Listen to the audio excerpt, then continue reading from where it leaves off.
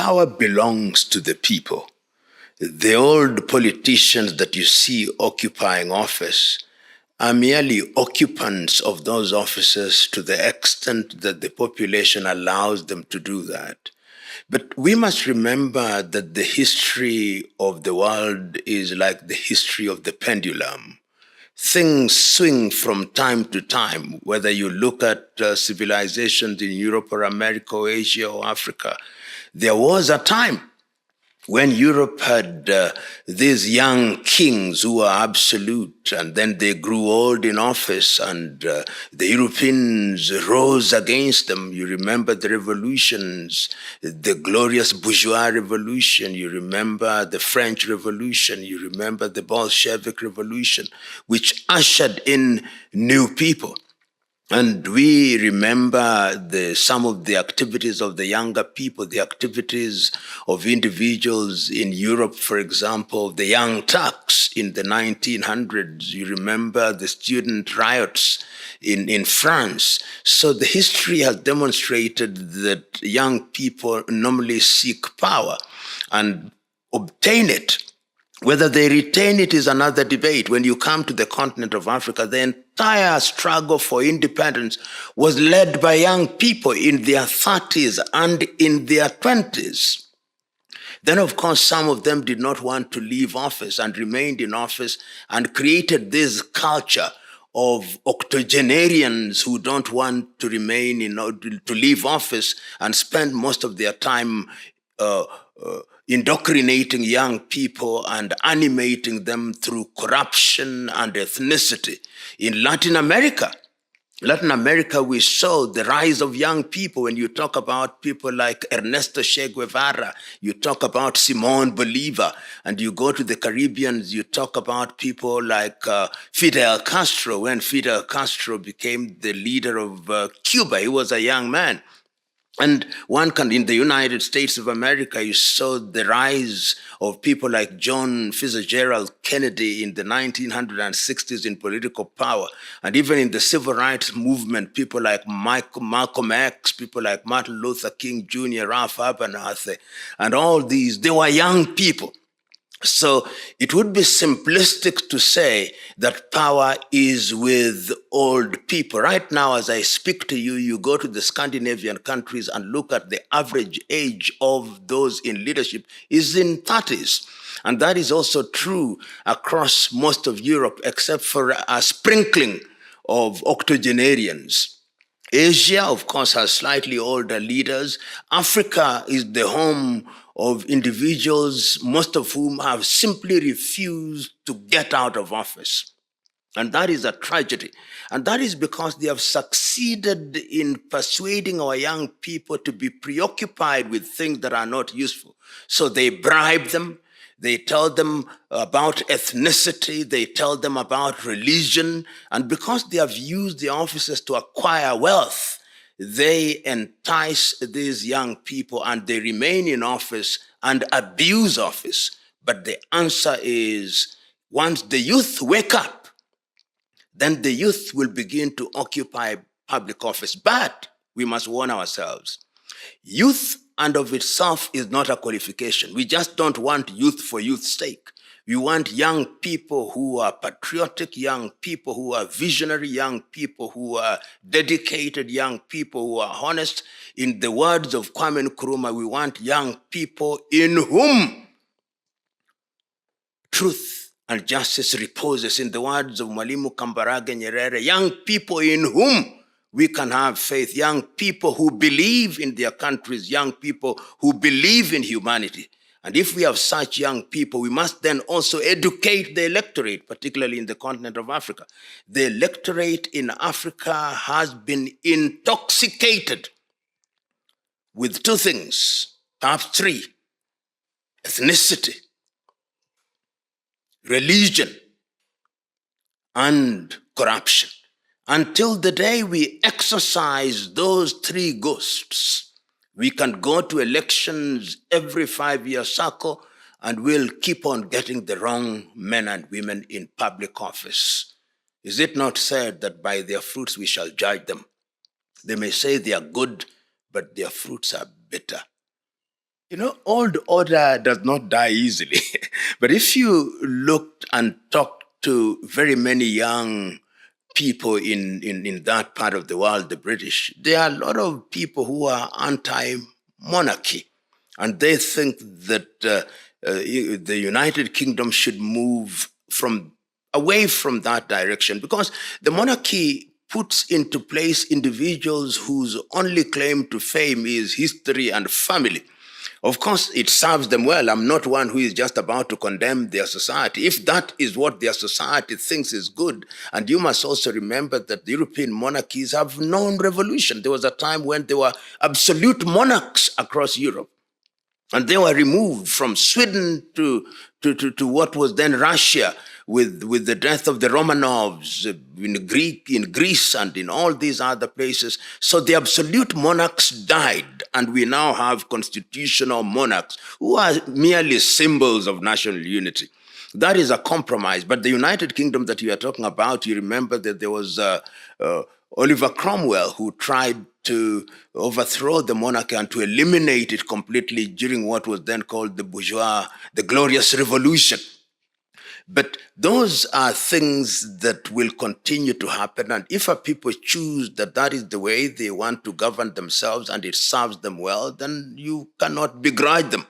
But the truth is, many people see those monarchies as historical curiosities, and that is the value that they have. And they are latter-day celebrities. No, not at all. I'm one who does not believe that you must not have a relationship with people who are old. Old is useful. People who have had experience are useful.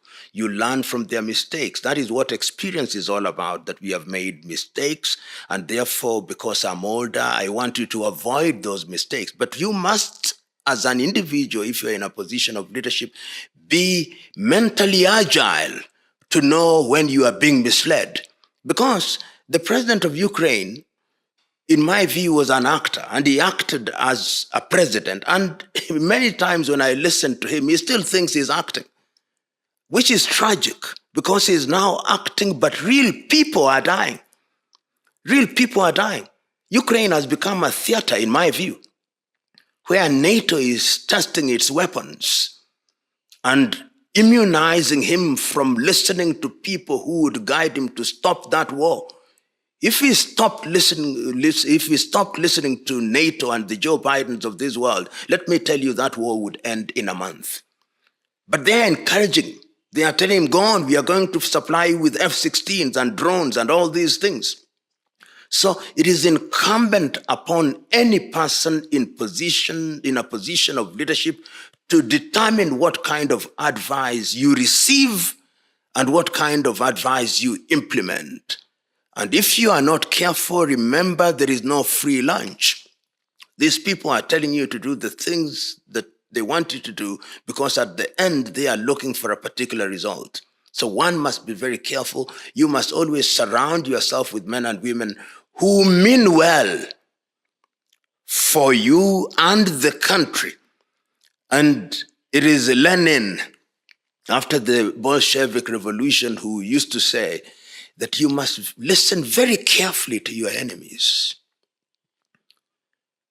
because sometimes they tell you the truth that you do not want to hear but need to hear. Sometimes you are surrounded by a coterie of people who pretend to be your friends, but they are not. They are friends of the office that you hold and the things and the doors that you can open for them. That requires discernment.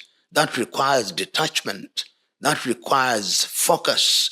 That requires selflessness. That requires intellectual firepower and spiritual contentment. Easier said than done. Power, it is said, corrupts, and absolute power corrupts absolutely.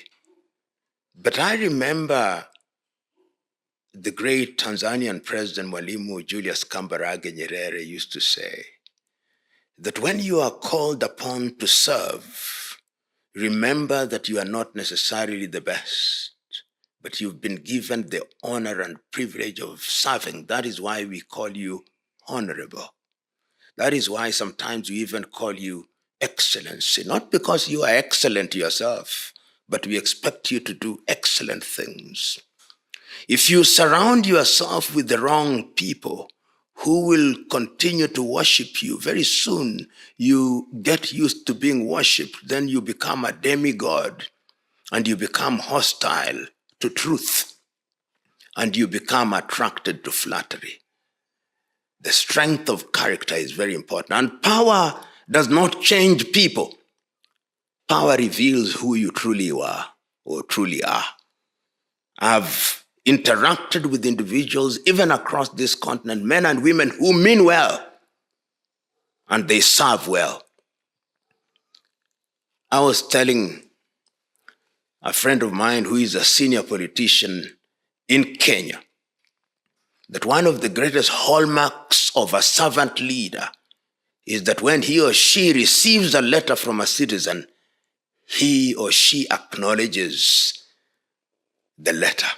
And I've dealt with many African heads of state, and to their credit, quite a number of them, they will cause the letter to be acknowledged. In Kenya, which is my country, you write to leaders, they never respond. Never. Because there is arrogance, which is tragic. So what must one do when one gets into public office? Humility must never abandon you. I've had the opportunity myself of serving in public spaces in this country on 3 different occasions. And in my view, have never changed. I've always realized that power is temporal and that you only do your bit and leave. As William Shakespeare once said, all the world is but a stage. We have our comings and goings. If you remember that, you'll remember to always have humility as your shadow. Most African politicians, I'm very reluctant to use the word leaders when I make reference to most African politicians. They occupy positions of leadership, but they are not leaders, most of them. First of all, the intention with which they enter into leadership is the problem. They seek office because they love power and privilege and opportunity that it provides to them. They want to become wealthy. And the easiest and shortest avenue to wealth in Africa today is public office. With the minimum effort, you become a multi-millionaire. They go there in order to be worshipped. And they go there not to do the right thing. And once they have been in office, they do so many wrong things that it becomes dangerous for them to leave office. So their continued occupation of office is also to ensure that they enjoy immunity that comes with office. But when you are a good leader who does the right thing, you do not fear to leave office because nothing has changed. And I've seen leaders of that ilk in this part of the continent. And there are quite a number of sprinkling of leaders who have left office and are doing great things. Joachim Chissano in Mozambique. Ifikepunye Pohamba in Botswana. People like my good friend Jakaya Mrisho Kikwete, Ali Hassan Mwinyi in Tanzania, Benjamin William Mkapa, Joachim Chissano, as I've said, of Mozambique. These are people who have left office and nothing is happening to them because they are men and women of integrity. John Mahama of Ghana. There are quite a number of them now across the continent who do not fear being out of office, and they are doing great things once they leave office. But there are others who will never leave office, because the day they leave office holding all factors constant, they ought to be arrested, because they are thieves and murderers. These are the highest crimes known to man. How can they leave office? And we know them. Positive civic awareness and consciousness. If you look at the Kenyan politics today, and I've been around, I've seen, I've seen these politicians move from one political party to the other. I've seen them work together. I've seen them oppose each other. I've seen them contradict themselves, say one thing with one side of the mouth and deny it with the other side of the mouth. And as long as they are capable of manipulating the population along ethnic lines, they will always succeed. So how do we solve it? By civic awareness. Is it easy? It is not easy, because these individuals have now amassed so much money in an environment where there is great poverty, so that any man or woman with ideas is not attractive to the electorate. The person who is attractive to the electorate is the man or woman who has a lot of money. That is why essentially countries in Africa, including Kenya, there is a lot of kleptocrats, people who are thieves. I dare say that in the Republic of Kenya, as in most African countries, 99% of the politicians cannot account for more than 1/3 of their wealth. And I can tell you this as a fact, I know, and if I look at them, all of them, they will not contradict me, because they know I know. And therefore, if we are going to change this country, voices of reason, voices of goodwill must become louder and louder. Is it going to be easy to change? It is not, because there's going to be a fight back. When somebody has now gotten into public office and is enjoying the highest quality of life because of public office, will they leave it? You now have politicians who are essentially part-timers, but they enjoy pension. They enjoy free cars. They enjoy mortgages. But they continue, if they are lawyers, they continue to practice law. If they are doctors, they continue. If they are architects, they continue. If they are businessmen, they continue. So that what does the political office give them? Access. Is it not contradictory that in most of Africa, including Kenya, the richest individuals are politicians? The biggest industry is politics today. If you want to get rich quickly, abandon all these other things. Go into politics. That is why it is a cutthroat competition in which throats are actually cut, literally cut. Arise, young people. Determine what it is that you want to ensure that you create countries where there is justice, peace, economic development, and opportunities, and use the power of the vote to elect good men and women, and use means which will ensure that there is sustained growth. What we saw during the Arab Spring was a useful thing, but the youth then abandoned it so that it was hijacked by these political mandarins. The lesson to be learned from there is that before you engage in a revolution of any kind, you must always have a shadow cabinet, a shadow government.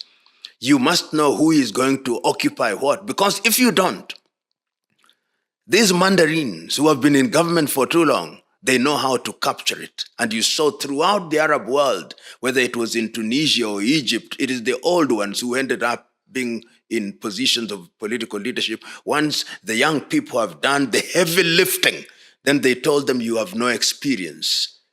When you want to serve people with a heart of gold, experience is honesty.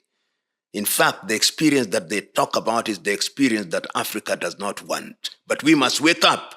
Young Africans must ensure that they are not divided along religion, they are not divided along ethnicity, and they must tell these thieves, we don't want your money. It is our money anyway. The day they do that and organize themselves, let me tell you, the youth have the vote. All these octogenarians who don't mean well for the country will be run out of office. But the young people must always remember that the old people also have a role to play. But they must ask which old people. Within the ranks of the old or older people, they are good people. Within the ranks of the younger people, they are also terrible individuals. So it is a mix of ensuring that you have the right people. As they say in Igbo proverb, Igbo of Nigeria, when mother cow is chewing, baby cow watches. And it is in that way that baby cow learns. Remember, I'm using the word baby rather than calf deliberately.